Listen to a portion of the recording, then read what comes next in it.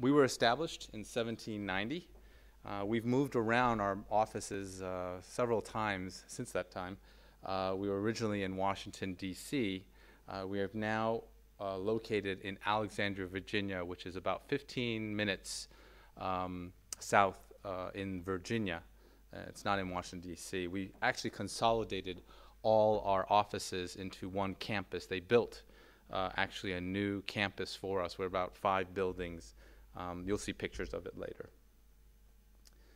We're fully fee-funded since 1993 from the sale of our products and services. So what are our products and services? We have 2 business lines, patents and trademarks. We grant patents and we register trademarks, and we also give patent and trademark information. So we charge, as your office, we charge for the examination fees, the filing fees, and also the maintenance fees. I'll talk a little bit later about that, but we are actually more supported by our maintenance fees, meaning that we actually make it a little bit cheaper for filing examination, but it's subsidized later by the maintenance fees. Our revenues are, as you can see, excuse me. Oops, sorry. Can you press the wrong button? Sorry. 2008, 1.91 billion, and 2009, 1.98 billion. That is a lot, but our operating budget is also quite huge, as the economic crisis of this past year has shown. Even our fees we had trouble maintaining our budget, so we actually had to crunch our budget and do cost savings to continue during the year. We have approximately 9,000, or close to 10,000 workers at the office, and they consist of government workers who are the examiners and trademark attorneys, of course, and other attorneys such as myself. I'm in the Office of External Affairs, which is our international and policy division. But we also have contractors. We've contracted a lot of our work to save costs. Our Constitution mandates our office. This is from the U.S. Constitution. A lot of our examiners like to say that we have job stability because the Constitution mandates us. So what is the structure of the government? Well, as many of you may know, it's 3 branches: legislative, judicial, and executive. We're in the executive branch under our President, Obama. We're under the Department of Commerce, where there are several agencies actually under the Department of Commerce. The United States Patent and Trademark falls underneath Commerce. We're a performance-based organization. What does that mean? Well, there was an act by Congress, the American Inventors Protection Act, in 1999. The main intent of it was to give the USPTO more management flexibility, better control, independence to better manage its operations, and more of a focus on performance, align our organizations with performance goals. So we actually have goals that we have to meet and present to Congress, almost like a report card. It's a challenge because we have increasing workloads that all the offices around the world are facing. But more importantly it always comes down to money, the uncertainty.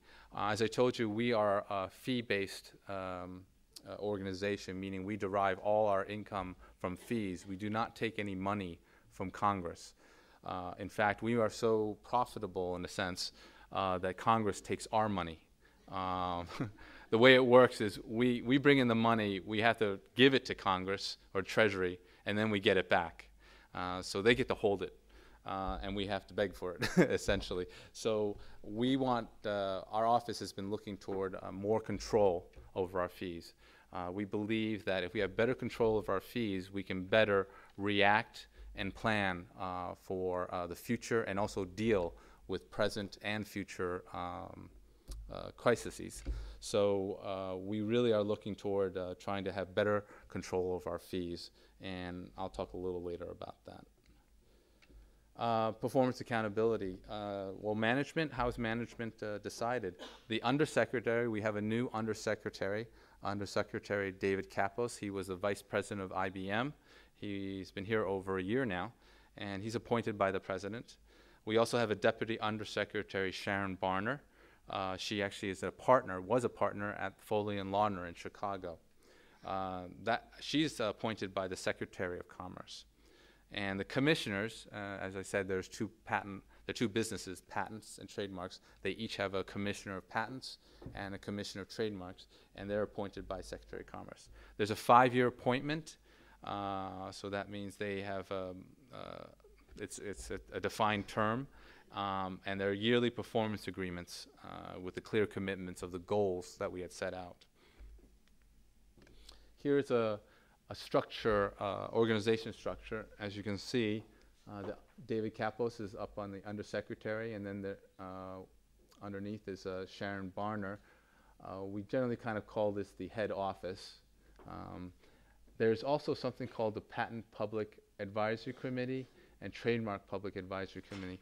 That's kind of an ad hoc group that meets once every quarter. And it's made up of users, select members of the users and USPTO, and they interact to discuss our current status, our future goals, and basically we hear their feedback on how we're doing. There's the Commissioner of Patents and the Commissioner for Trademarks. Robert Stoll is our commissioner. He actually used to be in the Office of External Affairs, which I'll show you now. There are several offices that support the head office. Administrative office, Chief Financial Office, administration of the External Affairs Office. That's actually where I'm located. We have an acting administrator right now, and Office of General Counsel and Chief Information Officer. So we're going to go more into this line right here, the Commissioner of Patents, which we're probably most interested in. There are 3 departments that support our Commissioner of Patents. Peggy Focarino is the office of is a deputy commissioner. There's actually a patent examination policy department, and there's patent resources and planning. The deputy commissioner is the one that really is in charge of the examiners. These are where all the examiners are. The technology centers, that's what we call them. The patent examination policy is divided into several different, or supported by different offices. There's Office of Petitions, there's a legal administration, PCT legal, patent quality assurance, and the MPEP. I'm sure many of you are familiar with our MPEP, the Manual of Patent Examining Procedure. It's essentially the Bible for the examiners. This explains the rules, procedures, and the law of U.S. patent law. And it's actually a very good resource. I would actually familiarize yourself with it if you're not aware. It's freely available on our website. It's basically 3 giant books. And also there are patent resources and planning. These are all the support for the examiners, from computers down to the chairs and office space. Now we're going to go a little bit further into this technology center. As I said, the deputy commissioner is in charge. These are the different technology centers for the USPTO. We divided up by the arts. TC 1600, this is where I actually was located. I was originally an examiner in biotechnology. Then there is the technology 1700, 2900, which is chemicals and designs. 2100 is computer architecture and information security. Underneath that is technology 2400. This is a new tech center, technology center. It's not a lower status. I just had to stick it in there because it's a new one. It's basically almost about 1.5 years old. We found these arts, the networking, multiplexing, cable, and security, growing so fast that it actually needed a separate technology center. Then there's 2600, information communications and information processing. 2,900 semiconductors. 3,600 is assorted, many different technologies, transportation, construction, etc. And 3,700 is mechanical engineering and manufacturing.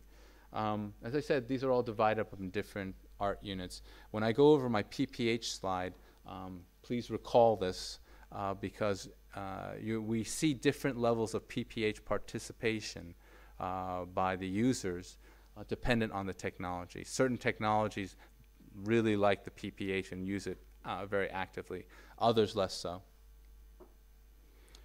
What's our goals? Well, we have actually a strategic plan that's available on the website, and it mandates 3 goals that we have. One, of course, to optimize patent quality and timeliness. The second, optimize trademark quality and timeliness. And then third, improve IP protection and enforcement domestically and abroad. We want to achieve organizational excellence in all 3 of these. There are more details in our strategic plan. Again, that's also on our website. What's our priorities to reach those goals? Well, number 1 is to reduce our patent pendency. We've had a problem in the past several years of our increasing pendency, the time it takes to get a resolution. It's been increasing, and we're looking for ways. PPH is one of those tools, which is in our work share strategy. We find that there's a lot of duplication among the different offices, and that's just adding to the inefficiencies. So work sharing is one mechanism to reduce this pendency. We are trying to stabilize and modernize our IT infrastructure. This is a constant battle.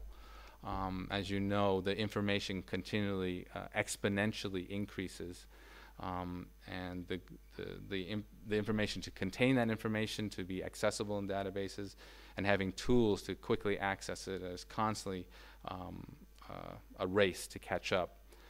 So we're trying to maintain that, and David Kapos has developed a plan to revitalize our IT infrastructure. I mentioned this earlier, obtain a sustainable funding model. Again, controlling our fees is critical to that. And building a more collaborative work environment with the stakeholder community. We're trying to involve ourselves more with the users. You saw earlier our public advisory committees for patents and trademarks is one mechanism, but David Kapos is also using other avenues. We have a director's blog, and he talks about what we're doing or what his goals are, and we also are developing different tools for interacting with the users. One that's being developed is our MPEP. As I mentioned, the Manual of Patent Examining Procedure. We're actually trying to develop a interactive MPEP where actually people can comment, and we can read those comments and respond to them and adjust accordingly. So we're really trying to use the technology because it is conducive to social networking. It's conducive to getting discussion and ideas. Another thing I want to mention is the patent quality. Of course, that's always an issue, and it's always a battle. Quality on one side, speed on the other. They're somewhat in conflict, so to speak. We're trying to develop ways to improve our quality system, our quality assurance system. I'm going to go over some metrics later on, but we're even trying to change how we're doing the metrics. This is a graph of our annual growth of application filings. The darker line is the patents. As you can see, over the past 10 or 20 years, it's always been a steady increase, or an increase. There have been little blips, most notably down here with the economic crisis. We did see a slight drop, but from my understanding, we're going to see the numbers back up higher than even last year. Let's see. And trademarks is the lower one, and it's also seen an increase. There was a slight bubble up here, blip up here, around 1999. Does anyone know why? Can anyone possibly guess? There was a phenomenon that everyone was going crazy over. The .com the dot-com boom.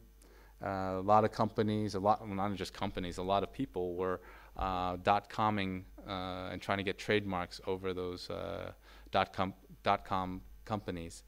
You remember pets.com and everything like that. So that blip reflects, I think, that phenomena. And then when the bubble burst, we saw a decrease. Patents, interestingly, did not see or was not as affected. And I think maybe that speaks to maybe who was applying for those trademarks versus who was applying for the patents. Patents is really more toward inventions that really do require some investment, R&D investment, and have to think a little bit more long-term. Trademarks, actually you don't even need to have R&D. You just needed to trademark a name for a good or service. So this is very interesting. Okay, this is utility, design, and re-exam filings. As you can see, it just reflects what we saw in the previous graph. This is a rather interesting figure. This is the number of years it takes to get to the next millionth issued patent. In the first one, the first million, it took 121 years. Here, it took 121 years. For the second million, it took 21 years. We didn't see much of a change, I guess, from third, fourth, maybe in fifth. It's roughly the same. But recently, with in the 1990s, we definitely saw a lot of a decrease in the number of years it took. 6 million. Wait, 1, 2, 3, 4, 5, 6 and 7 million, 8 to 6 years. For the next one, I don't predict we'll see that much of a change. That's my prediction. Probably take another 6 years to hit the 8 million. A lot of that, I think, has to do, well, why? Let's go back. Why did we see a decrease in the number? Well, I think people saw the value of patents and more filings, as we saw. There are more filings, so I think there were correspondingly and more inventions being patented. But when I say that I don't expect too much of a decrease here, at least to reach the next million, it's because we had a lot of patent quality assurance systems set up, and I'm going to talk a little bit about that. But it's very important in our office that patent quality is maintained and improved constantly. There are many ways to do that, many patent review systems that you can set up. We had set up a patent review system that was quite extensive, and it caused kind of a backlash amongst the examiners. It became a little more antagonistic, the review process. So they became less inclined to allow, and so our allowance rate kind of dropped. So I would predict that to reach the next 8 million, it will probably take 6 years again or so. But David Kapos has changed that with the new administration. He's changed our patent quality system and eliminated a lot of the review process some of the review process that were in place, and I think making more of a supportive system where examiners can learn from their mistakes and improve the process instead of it becoming a retaliatory type of regime. This is just a graph of our income. Again, we see steady increase over time. As I said, a lot of it has to do with our fees that we generate, and as we saw an increase in the number of filings, we also see a corresponding number of issued patents. And as I mentioned to you, that issued patents is where we actually generate most of our income. So this kind of reflects, I think, the growing filings and growing patents income. Okay, here's pendency. This is the number of time it takes from filing to first office action. With patents, you can see probably in the late 90s to present, it's increased a lot, almost 26 months, I think, on average. Of course, this varies from technology to technology. It's just an average. But this is what we're trying to fight. It's been a steady increase, and this delays users' determination of their rights. It doesn't help to promote the economy. So work sharing is one of the keys toward fighting this pendency. Trademarks has been relatively steady. My trademark attorneys always make fun of the patents people because our pendency gets worse, but they seem to be actually going lower. I just tell them we do more work, that's all. Okay, now here's patent pendency. This is actually broken down by technology. As we saw earlier, the different technology centers. You can take a look at our pendencies. This is first action. This is where we saw that close to 26 months. This is average total pendency. This is from filing to what we call disposal, allowance, or abandonment. And you can see it's quite long for some technologies. 2400, 2600, it's quite long. Interestingly enough, we see the most PPH cases, participation by users in these areas. So it's really trying to address a problematic area. Again, I think that also has to do a lot with the type of industry. I'll talk again about this in the PPH presentation, but these are very fast-moving technologies, fast-moving industries. So they want their patents as quickly as possible. If you notice here, the pendency is actually not as bad in 1600, but this is biotechnology and pharmaceutical. We've seen less of a PPH participation than the others. I think that's more due to the nature of the industry. They're oftentimes not in rush to get a patent. They're still going through FDA approval, and sometimes the complexity of the inventions themselves. Sometimes the inventors don't even know what exactly they want, so it takes time to figure out what they want. So we found that bio and pharma are less inclined to participate in PPH, and that may again reflect that they are not in a rush to get their patents. This is the utility design re-exam grant, patent grants and trademark registrations. As you can see, we've had an increase, but we leveled off. We leveled off in patents, and I said, you know, a lot of it had to do with some of the initiatives that was patent quality initiatives that were set up with the previous administration. We saw a leveling off in the number of patents, and I said, I'm not sure. I have to check when we get back. We're on a year-to-year fiscal year. What do you call timetable? And the fiscal year just ended in September, so we're going to be coming out with our 2011 numbers end of October. We report it in an annual report, so we're going to see exactly what we're going to have issues, how many issues, patents we got, probably this month. I predict it'll be somewhat higher with the new initiatives of David Kapos. Here's some statistics from last year. 460,000 utility applications, 25,000 design applications. I'm sorry, I just misspoke. This is 2009. We are in a September to September, so the next annual report will be the 2010 annual report. 961 reissue applications, so that was a drop from last year, and that was, I think, attributed mostly to the economic crisis. 992 plant applications. From what we're seeing in the past 6 months, we have seen an uptick, so we do expect our numbers to be better than last year. That may be a signal that the economy is improving. Of course, there's many different signals you can look at. Some signals would indicate not, but patents actually have been a fairly good correlation to the economy. So we are seeing an uptick, so hopefully that will be a positive sign for the future.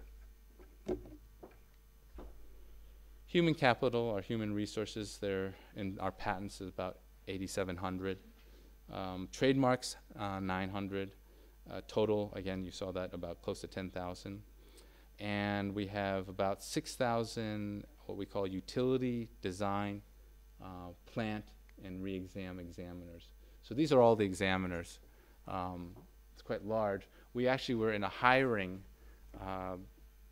expansion the past 5 years before 2009. We were hiring about 1,000 examiners a year. 1,000 examiners. It was actually very difficult to do that. We actually had to send out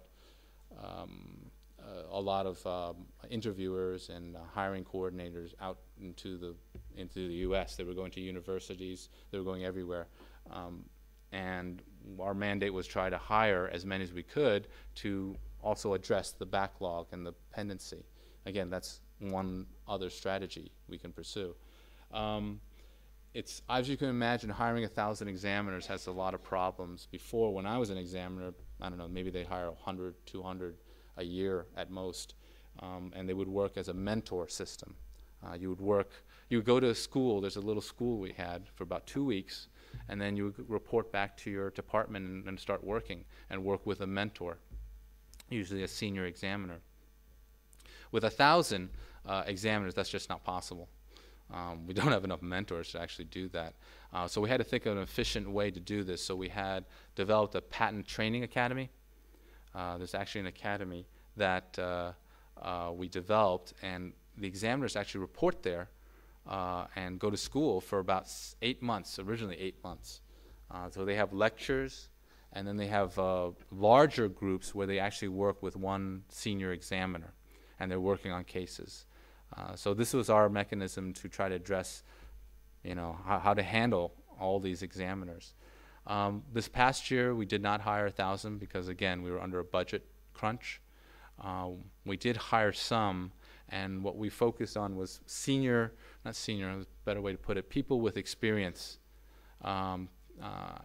Obviously, with the economic crisis, a lot of people did lose their jobs, a lot of attorneys. And so our pool of people who were applying were actually very, very highly qualified, people who had 10, 15 years experience in the patent field, people who worked as attorneys. So they were very familiar. So our goal was really trying to benefit from that. So we didn't have to put as much training, or there was not as much, well, let's put it another way. Once they came on board, they could really start working very quickly and get up to speed very quickly. So we hired about 100, 200. This year, we do plan to hire another 1,000, and they're setting up the Patent Academy back up again to handle those examiners. Quality, these are just some of the results we have: 3.1 allowance rate, 93.2, what we call in process. So we have quality review during the process. For example, the examiner sends a first office action. Those are reviewed. We also look at the end product, the patent itself. The lower the number, the better. In this case, compliance means the higher number, the better. So if you have 100% compliance, that's very good. This is just a measure of the errors that are sampled. We actually have a quality assurance department that actually have dedicated reviewers who sample a number of cases, a certain sample pool of all the applications in the product of the examiners. And there's called errors. There's a mechanism of rebuttal from the examiner and the tech center. So it's kind of like a iterative process. It goes back and forth. But if the error is maintained, that is calculated into this allowance rate. Again, this is just a graph showing the allowance error rate. This is our PPH. I'm going to have a separate presentation on that, so I will skip this slide. I'm going to give you some talk. The next few slides are just some things that the USPTO has been doing. Work sharing, of course. We've had the trilateral organization, which consists of the USPTO, EPO, and JPO, and we've been meeting for about three decades. And in fact, PPH came out of those discussions. USPTO and JPO actually originated it. There's something new, fairly new, called the IP5 framework. These are the 5 IP offices, and they are the USPTO, EPO, JPO, KIPO, Korea, and SIPO, China. These are the 5 largest offices. They actually account for 90% of the patent filings. They first met in 2007, and they've been meeting regularly trying to think of building a work-sharing environment, basically the tools that examiners use. It's already difficult enough that we're all using different tools, different languages, different databases. It makes work sharing a little more difficult. We're trying to see if we can use more common a working environment, building a common hybrid classification system, building common search tools, building a common database so we all have access to the same things. This is a long-term project, as you can imagine, also a huge investment. Right now, they're developing a plan for each of these projects and developing pilots. I would still say it's early, but it's quite an achievement that actually the 5 offices meet and actually discuss these things. Each have their own priorities and their own financial priorities, so it's actually quite an achievement that we're able to meet and discuss and plan for the future. Some other initiatives that are really geared toward internal efficiency and capacity. Compact prosecution, we're trying to always encourage the examiners to expedite and not waste time. Some of the other initiatives are what we call the accelerated examination program.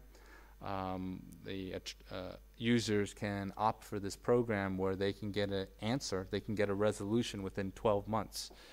Of course, this is the users have to do certain things. They have to meet certain requirements.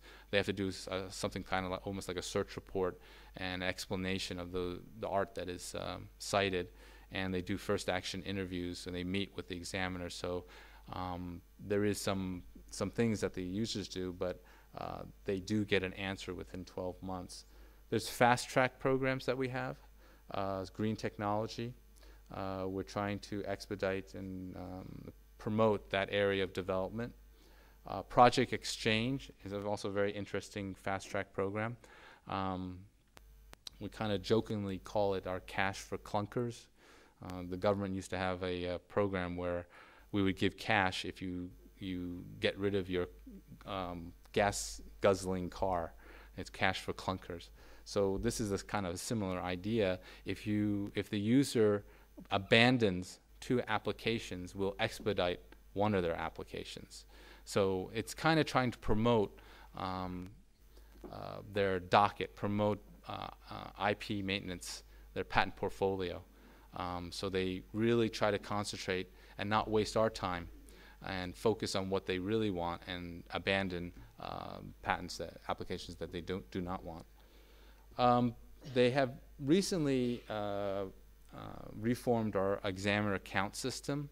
Examiners are measured what we call an account system. It's a production system. It's a quota that is used to measure their production.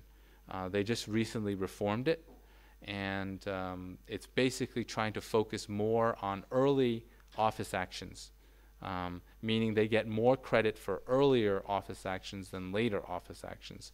What's the point of this?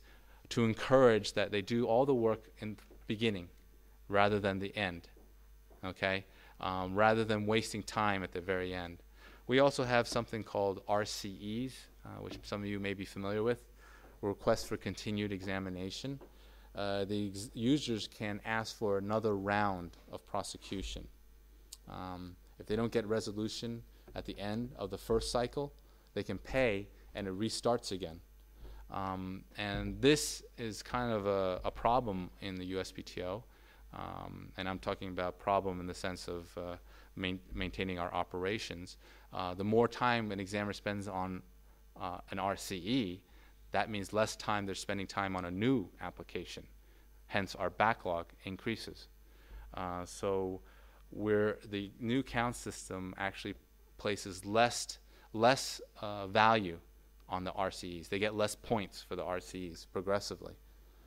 So the incentive is to get the work done as early as possible and less on, extending the prosecution. Hiring expansion, which I mentioned, we're going to be hiring a lot in the coming years. Okay, this is just an overview. I actually have a let's go to my documents. If you just bear with us. Go to my documents. Hopefully it will work.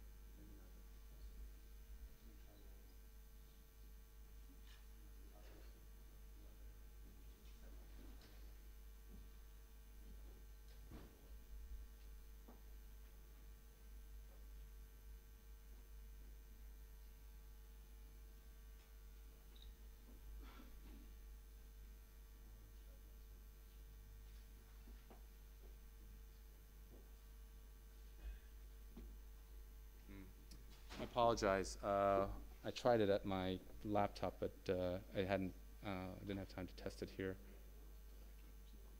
Can you extract it? It's a zip file. I think you need to extract it.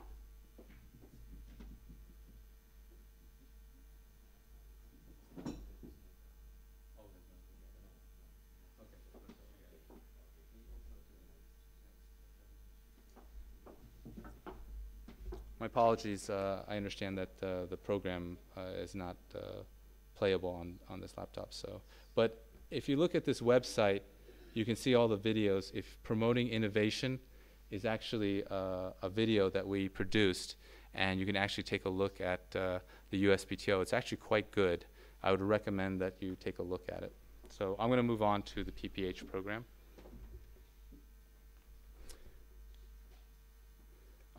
So why are we having PPH? This is a schematic that shows the cross filings between the 5 largest offices. As you can see, there's quite a lot of cross filings. Well, all the offices are seeing an increase of filings and increasing backlogs. I think that's attributed to 2 phenomena that are happening. One, obviously, filings of patents is important. People realize that patents are valuable. So people are trying to protect all their inventions. And second, they're also trying to get their protection across different countries. With the globalization of trade, they are not just interested in getting protection in their own country. They want protection in all the areas that they market. So they're seeking protection across different jurisdictions. So what does this mean? All the offices are seeing filings, but they are also doing redundant work. Most of these applications are applications for the same invention or similar inventions. So if you think about it, each office is doing the work, repeated work of others.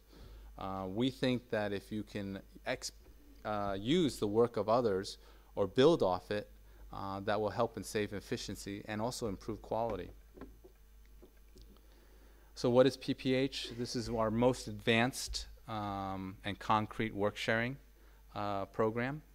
I'll briefly go over it. Gerardo gave an excellent presentation on this already. When claims are determined allowable in the office of first filing, the corresponding application filed in the second office may be advanced out of turn. What's the purpose? Well, utilize the search and examination results to the maximum extent possible and avoid duplication of work and expediting the examination process. One thing I will say to make sure you understand is that it is trying to utilize the search and examination results, but the second office is still doing their substantive examination by their own laws. This is not mutual recognition. This is using the work, if possible, to the maximum extent, but we respect the right the sovereign right of each of the countries and offices, and they're expected to do the substantive examination based on their own laws. What are the benefits? It provides quicker patentability determination in multiple jurisdictions. We're finding from our experiences that it's a lot quicker. So therefore, it decreases the cost of prosecution. The number of times the applicant has to interact with the office is much less. So therefore, they're charging less to the users, their applicant. What benefits us? We avoid redundant work, reduce pendency. A significant thing for this is the claims are reduced in number. What's brought in to the second office? Only the allowed claims. The non-allowed claims are canceled. So we're only focusing on the claims that the attorney wants or the applicant wants, and it's only the allowed claims. That narrows and lowers the number of claims. Offices found this to be very useful in increasing efficiency. It allows the examiners to focus exactly what the applicant wants. The other requirement is called claim correspondence. The claims that are brought into the second office, they have to correspond to the allowed claims in the first office. Obviously, in the first office, the office is rejecting, examining, and sculpting the claims down to the allowed subject matter. When they bring that into the second office, they have to match that scope. Okay, so that's what it means by sufficiently correspond. What are some of the work product that we use? In our case, we are looking at a lot of different things. In the national work product, we're looking at Paris priority applications, something called PCT bridge filings. This is something we have in our system. It's USC 120. It's basically a domestic priority. So they can actually claim domestic priority to PCT. We call that a bridge application.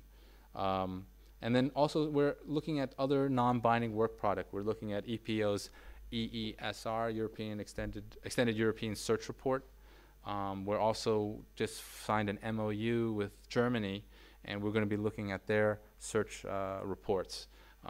We want to be open to what is available out there that's of value, of work sharing value. So we're looking at those. I will say from the EPO experience is that we have not seen that many cases using search reports.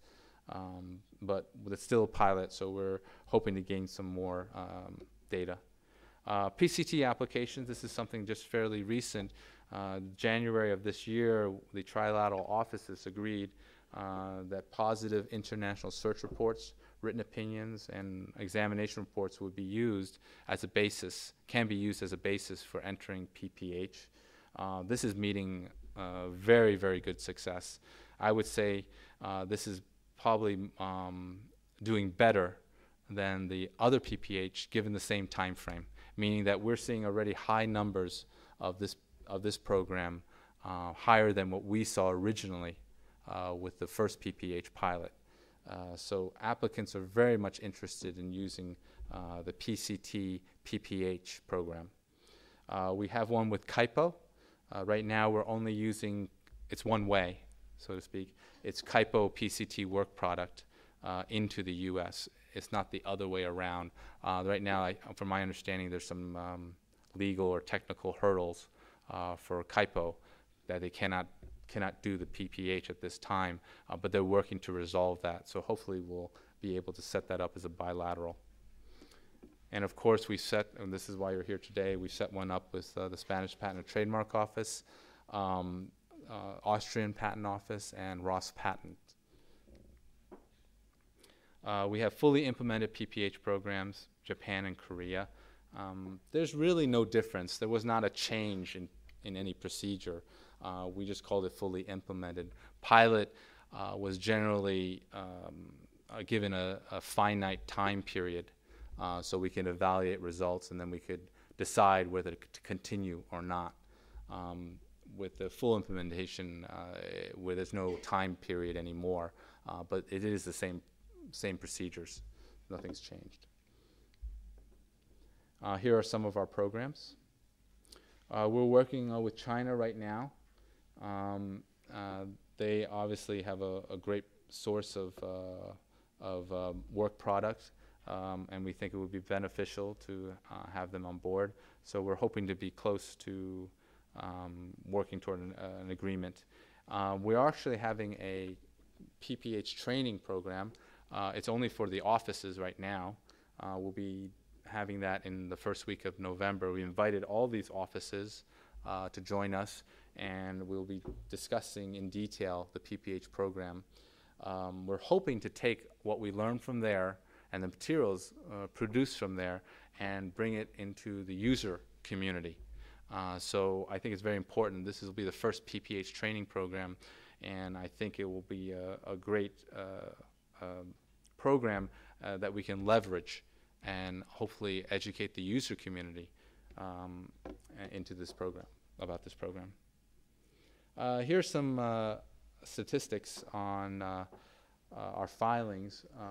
We've had about close to 3,400 PPH filings. Of course, the most is Japan. I think that's expected. It was the first program that we started. It's also one of the highest cross filings. I think it's probably number 1 with us in the USPTO. KIPO is also very high, and we're seeing great success. Overall, we're seeing more and more an increase, but we're working on ways to boost those numbers, and I'll talk about that a little later. And here's a graph, basically of over time. So we're seeing a very good increase over time. The slope is getting higher. David Kaplos has made a target, a numerical target.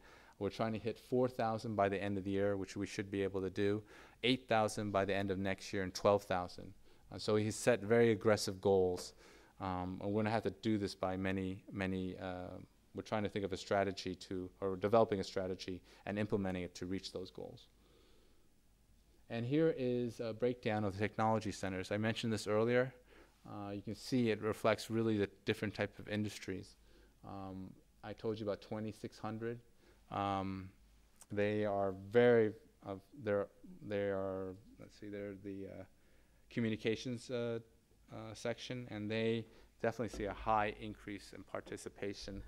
In fact, one of the groups within this technology center, all they see is PPH cases. That's all they do. All the users apply for PPHs. So it's very much sought after in this industry. We're seeing less, I told you, in biotechnology. Again, I think it's attributed to the type of industry and what users want. This is a user applicant-driven program. The applicants get to choose what they want to do or not. We believe in the USPTO that this is important in giving greater options to the user so they can decide what strategy fits them. Obviously, it's not going to fit everyone's strategy, but as this becomes more known, I think it's definitely going to have to be considered in your global strategy. Here are other PPH statistics. This is the PPH. This is two to 3 months from the grant of PPH request to first action. This is 25 months from the filing date to first action. Now, I want to warn you, this is not exactly these are different measurements, so to speak. This is not filing date of application to first action. The grant of PPH requests can happen at any time during the process, so we can't really get a good measure of filing date to first office action. We can promise, though, once it is granted, that once they file and we grant it, and the filing to grant is usually less than a month, it's a very quick turnaround. It's a very quick turnaround. So once they do the PPH request, that means the results are in and they're ready to go. We can actually get a first action fairly quickly. A more significant measure is our allowance rate. Non-PPH cases allowance rate is 44%. PPH cases we're seeing double. So it's very highly successful in the PPH programs. These cases are really reaching allowance at a higher rate. Also, this is very important. Actions per disposal, meaning how many times the office issued an action, an office action, communication, so to speak, communication to the applicant to reach the end result. On average, for non-PPH cases, is 2.3. This has actually dropped in the past year. It's dropped a lot, but for PPH, 1.7. The lower the number, the better, right? The less times you're communicating with applicant to reach resolution, the quicker it is. So we are very happy about this, and this speaks to the efficiency of the PPH program. Okay, what are our future plans? I mentioned that David Kapos has mandated certain numerical goals. So how do we reach those? Well, we're trying to align the PCT with PPH. You saw that with the trilateral pilot, but we're also expanding to other PCT authorities. We're looking to expand even further and trying to include all the PCT authorities. We're also trying to expand the PPH with other offices. Right now, PPH is a network of bilateral agreements. We're trying to increase the number of offices that participate. We're also trying to conduct PPH awareness campaigns. We want the users to be aware. Yes, getting the offices participating is good, but if the users don't use it or are not aware of it, it does very little good. So we want to make it more useful and more out there, so we do a lot of outreach programs. We meet with user communities, not just domestically, but internationally. As I told you, we're developing materials to educate the users on this program. As I said, this is a network of bilateral agreements. There is something called the plurilateral PPH. Again, that's just a forum. It's just a meeting of all the bilateral partners, PPH offices, and we work to streamline procedures, share best practices and statistics, and provide users with a one-stop website. There's actually a website that's available. If you look it up on the JPO website, it'll say Patent Prosecution Highway, and the next slide actually is taken from that. This is actually a representation of all the bilateral programs there are. This is OFF, and this is OSF, and you can actually click on this button, and it will go to all the information that's needed, the request forms that are needed to participate in that program. So we find this to be useful to users. It's hard for them to keep track of the different, there's different requirements, slightly different requirements for each of the bilateral agreements. So this is a nice way to have it all consolidated and help users, again, maximize what they get from this program. Okay, thank you.